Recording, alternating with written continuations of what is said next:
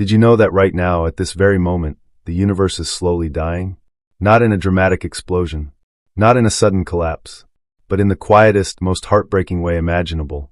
It is simply running out of stars. And here is what nobody tells you. We are not living at the end of the universe. We are not even close. We are living in what future civilizations, if any exist, would look back on and call the Golden Age. The Age of Light. The Age of Warmth. The age when stars were everywhere, burning freely, filling the darkness with color and fire and possibility. Right now, tonight, if you step outside and look up at the sky, you are seeing something precious. Something that will not last forever. Every single point of light you see, every star, every galaxy, every faint smudge of the Milky Way, is part of a cosmic fire that is slowly going out. And in 100 trillion years, it will all be dark. Let that number sit with you for a second. 100 trillion years. Our universe is currently about 13.8 billion years old. That sounds like a long time, right? But 100 trillion is more than 7,000 times longer than the universe has already existed. It is a number so large that human language almost cannot hold it.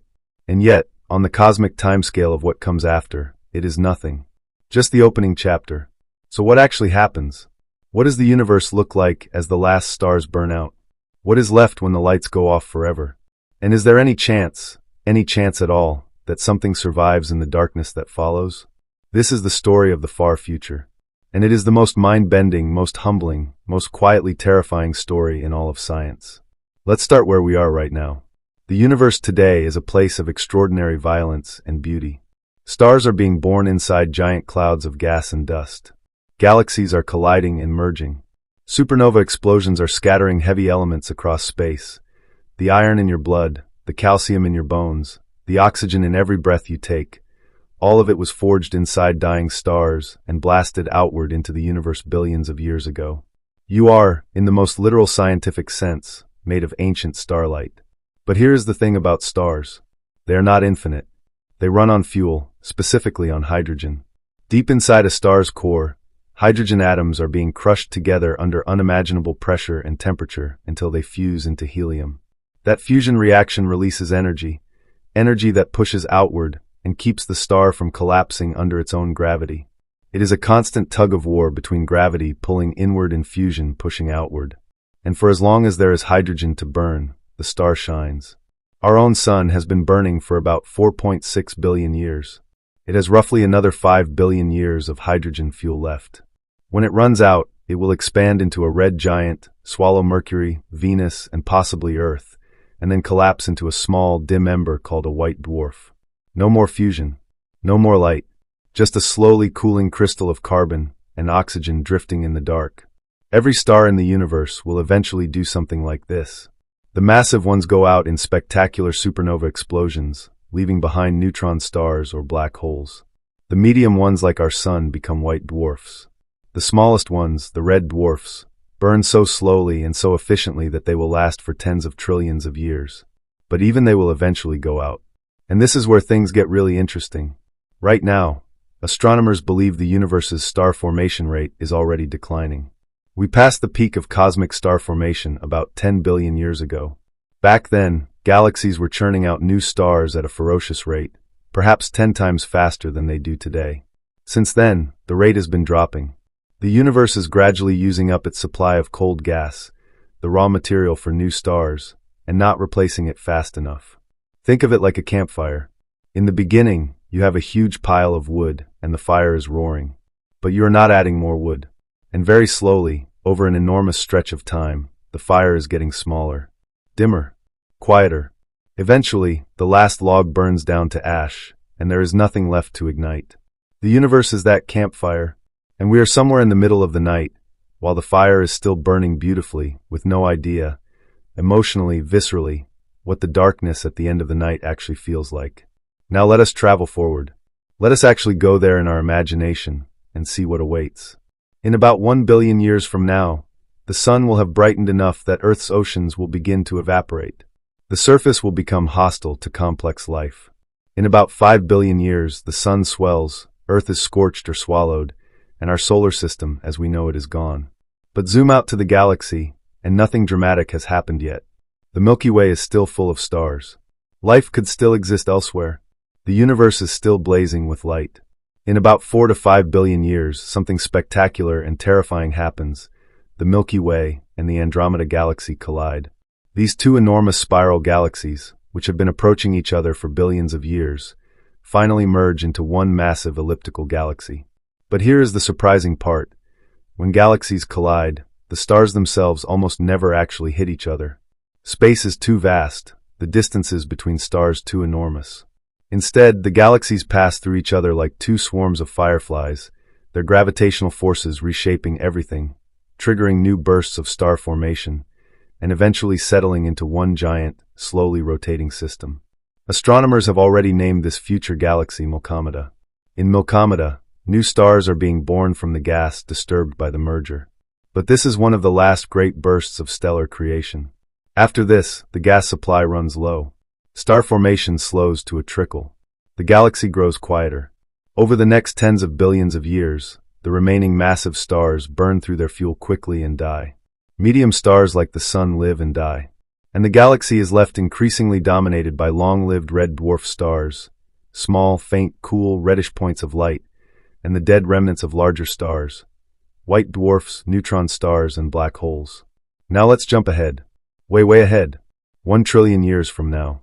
The number is almost meaningless to our minds, but let us try. If the entire current age of the universe, 13.8 billion years, were compressed into a single day, 1 trillion years would be over 72 days. The universe we know, with its bright spiral galaxies and stellar nurseries, would be a distant memory, so ancient it might as well be mythology. At 1 trillion years, the universe is a much darker place. Most stars are gone. The galaxies we know, the Milky Way, Andromeda, the thousand-galaxy Virgo cluster, have long since merged and settled. What remains are mostly red dwarfs, burning faintly, and the cold corpses of dead stars drifting silently through enormous voids of space. There are no bright blue supergiants blazing with ferocious energy. No colorful nebulae glowing pink and purple with ionized gas. The sky, if you could stand somewhere and look up, would be incomprehensibly dark and empty compared to what we see today. But some red dwarfs are still burning. Some warmth still exists. And around some of those faint red suns, if planets formed and life somehow managed to survive or emerge or evolve over these unimaginable timescales, there might still be something looking up at the sky, looking out at the emptiness, wondering if anyone else is out there. They would find a universe far lonelier than ours. Now we reach the true threshold. Approximately 10 trillion years from now, we approach what cosmologists call the Stelliferous Era, the age of stars, coming to its end. This era began shortly after the Big Bang, when the first stars ignited, and it will close when the last star goes cold. 10 trillion years is the outer limit of stellar life. Beyond this, the universe enters a phase that has no equivalent in human experience, no metaphor that quite captures it. The Degenerate Era begins. In the Degenerate Era, the universe is populated almost entirely by dead stellar remnants.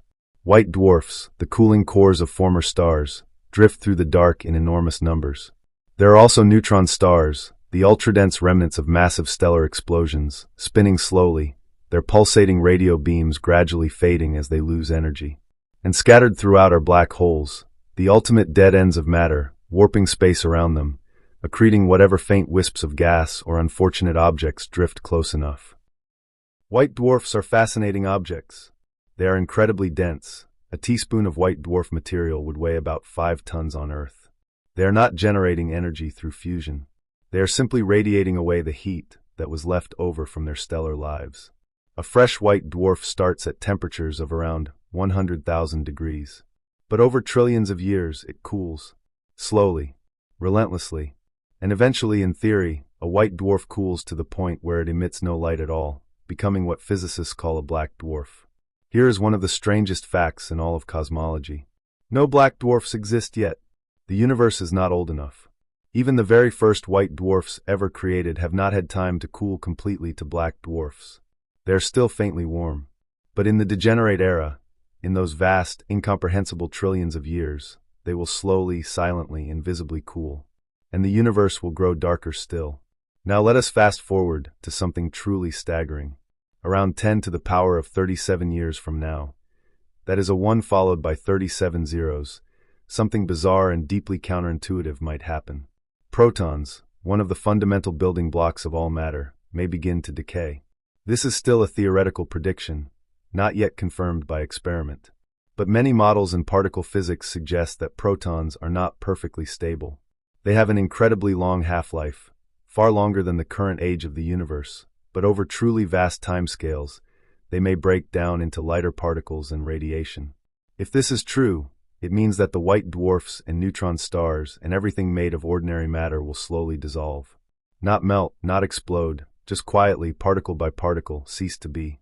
Every atom that ever existed, every star that ever burned, every planet that ever formed, every organism that ever lived, all of it, over these unthinkable timescales, reduced to electrons, positrons, neutrinos, and photons drifting apart in the dark. The rocks that once made mountains, the carbon that once made life, the iron that once made stars, all of it gone. What is left? Black holes. Black holes are, in a profound sense, the most durable things in the universe. They do not depend on atomic structure. They are not made of protons or neutrons or electrons in the usual sense. They are pure gravitational curvature in spacetime, concentrations of mass energy, so extreme that they warp the fabric of reality itself. And they endure. But even black holes are not immortal. In 1974, physicist Stephen Hawking made one of the most profound theoretical discoveries in the history of science. He showed, through a stunning combination of quantum mechanics and general relativity, that black holes are not perfectly black. They very slowly emit radiation due to quantum effects near the event horizon. This is called Hawking radiation. And over an almost incomprehensible span of time, a black hole slowly loses mass through this radiation, shrinks, and eventually, in a final burst of energy, evaporates completely. A stellar mass black hole, the kind formed by a dying star, would take about 10 to the power of 67 years to evaporate. A supermassive black hole, like the one at the center of the Milky Way, which contains 4 million times the mass of our Sun, would take about 10 to the power of 83 to 100 years. These numbers are so large that comparing them to the current age of the universe is almost meaningless. But they are not infinite. They have an end. And when the last supermassive black hole finally radiates away its last particle of Hawking radiation and vanishes in a final whisper of energy, the universe will contain nothing but an increasingly thin, cold, sparse fog of photons, electrons, positrons, and neutrinos, drifting apart forever in an ever-expanding void, growing colder and more dilute with every passing moment that has no meaningful meaning, in a cosmos with no stars, no planets, no structure, no warmth. This is called the heat death of the universe. Maximum entropy, a state of perfect, featureless equilibrium from which nothing can ever change, because there is no longer any difference between anywhere and anywhere else. No temperature gradients, no energy flows, no work, no processes, no life, no thought, just the dark, forever. And here is the part that gets to me more than any of the physics. We exist right now. You and I are alive during the Stelliferous Era, the age of stars, the brief, brilliant, unlikely window of cosmic history when the universe is warm and lit and structured enough for matter to organize itself into something as extraordinary as a living, thinking, feeling creature. In the full timeline of the universe, even just the timeline up to the last black hole evaporation, the era of stars is a thin sliver. A spark, an eye blink. We are that eye blink. Every sunrise you have ever seen, every photograph of a nebula, every story told around a fire, every moment of love or curiosity or wonder that any human being has ever felt, all of it happened inside this tiny luminous sliver of cosmic time, while the stars were still burning. There is something in that which is not depressing. There is something in that which is actually the opposite of depressing, if you let yourself sit with it, because it means that what we have, right now, today, is extraordinarily rare in the timeline of the universe. Most of cosmic time will be cold and dark and structureless. But not now. Now there are stars. Now there are galaxies. Now there are creatures who can look up and ask questions and feel awe, and write music and build telescopes and look out at the universe and try, with their small brilliant minds, to understand it. That is not ordinary. That is not something to take for granted. The universe does not owe us stars. It does not owe us warmth or structure or time. But for a brief, luminous window, and we are in that window, it gave us all of that and more. So the next time you look up at the night sky, really look. Really let the scale of it land. Those stars are not permanent. They are temporary. They are burning now, in this era, in this moment of cosmic history that will not come again. And somehow, impossibly, you are here to see them. You are made of them. You are, in every atom of your body, a product of 13.8 billion years of stellar evolution.